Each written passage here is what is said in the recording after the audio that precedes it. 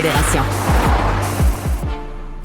Ça nous intéresse toujours, augmenter les salaires, pas augmenter les salaires, à quelle augmentation on s'attend. Et dans chaque entreprise, ce sont des décisions individuelles, mais il y a quand même des grandes tendances. Il y a quelques années, par exemple, on a eu les grosses années d'inflation, 2022, et là, il fallait que les entreprises rattrapent. Il y a eu des années de forte augmentation salariale parce que les employés disaient « Hey, moi, il faut que je rattrape le coût de la vie ».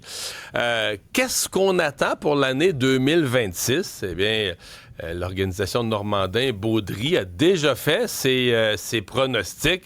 Anna Potvin, associée, chef de pratique rémunération chez Normandin-Baudry. Bienvenue.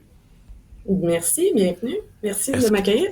Est-ce qu'on aura des augmentations de salaire spectaculaires à venir pour 2026 selon vos astres?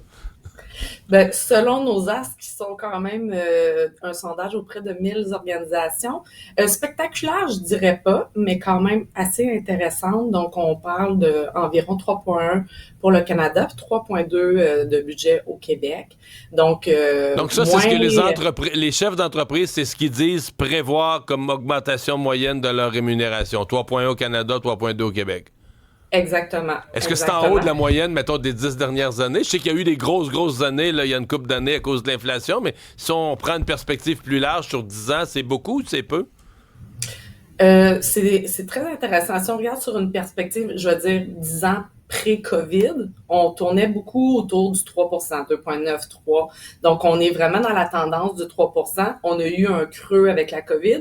Puis, post-COVID, évidemment, on a eu, vous l'avez dit, là, avec l'inflation, tout ça, des 4,3%. Donc, c'est sûr que si on compare aux années 2022, 23, 24, moins intéressant, mais tout de même, puis considérant le contexte plus d'incertitudes, etc., le 3,2% au Québec, là, pas spectaculaire, mais très intéressant. OK. Parce qu'on pourrait penser qu'il y a certains facteurs qui mettent une pression à la baisse sur les salaires. Il y a l'intelligence artificielle qui remplace un certain nombre d'emplois. On dit que le chômage est élevé chez les jeunes, entre autres. La CIBC sortait une étude il y a 2 semaines, chômage élevé chez les jeunes. Donc, il y a quand même certains facteurs là, pour refroidir la croissance salariale.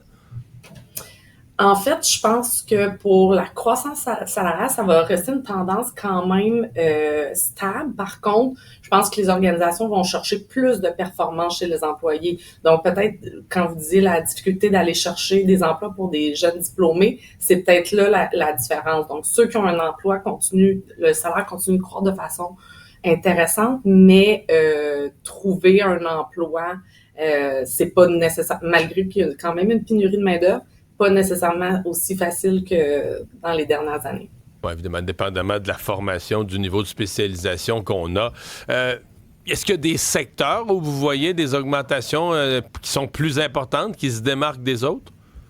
Absolument. Certains secteurs où on entend beaucoup parler de difficultés de recrutement à la construction, le pharmaceutique, des secteurs autour de 3,8%, tout ce qui est TI, malgré qu'on, dans la dernière année, on a quand même entendu dans les jeux vidéo, tout ça, des baisses d'emploi, tout ce qui est TI, données, hébergement de données encore très élevé. Et intéressant, services d'hébergement, le tourisme, la restauration, autour de 3,5%. Oui, donc c'est un secteur qui n'a pas toujours des gros salaires, mais donc les salaires s'améliorent dans restauration, hébergement. Probablement l'effet aussi du tourisme.